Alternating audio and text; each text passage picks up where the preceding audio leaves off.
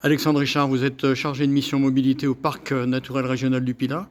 En quoi un parc naturel régional est concerné par les questions de la mobilité des déplacements?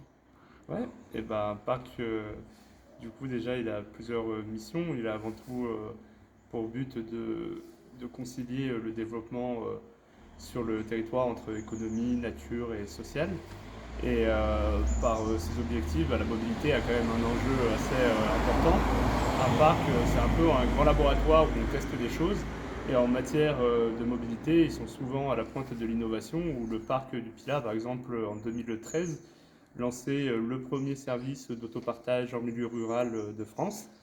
Et du coup, et bah, voilà, dans cette démarche d'innovation et d'expérimentation sur la mobilité, on teste des choses pour voir ce qui peut marcher en milieu ruraux et montagnards. Alors, en plein début de la semaine européenne sur la mobilité, le parc du Pilat, lui, tient ici au Ciné Pilat un après-midi autour de la mobilité. Pourquoi? Et pour qui? Et bah, pour tous les habitants. Pourquoi? Parce que c'est important de faire passer certains messages auprès des habitants, notamment qu'il existe des alternatives à la voiture, même en milieu rural et même en plein milieu semi-montagnard. Et c'est important de le rappeler, de l'expliquer et de faire de la pédagogie auprès des plus petits comme des plus grands. Quand on parle de la mobilité, on s'adresse à quel type de mobilité?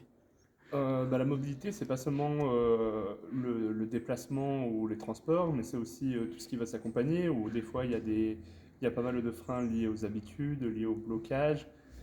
Ça va être vraiment la mobilité au sens large et tout ce qui peut influencer, influencer les transports. Par exemple, où est-ce qu'on va implanter une activité comme une boulangerie qui va générer eh bah, des trajets, eh bah, ça se réfléchit et dans le but justement de limiter ces déplacements.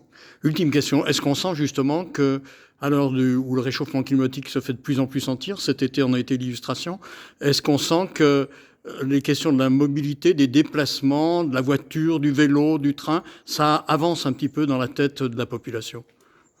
Oui, ça avance et puis je dirais que plutôt qu'un enjeu environnemental, il y a aussi de plus en plus un enjeu économique qui est fort parce que bah, le carburant ça coûte assez cher et du coup les gens se questionnent aussi bah, sur leur déplacement.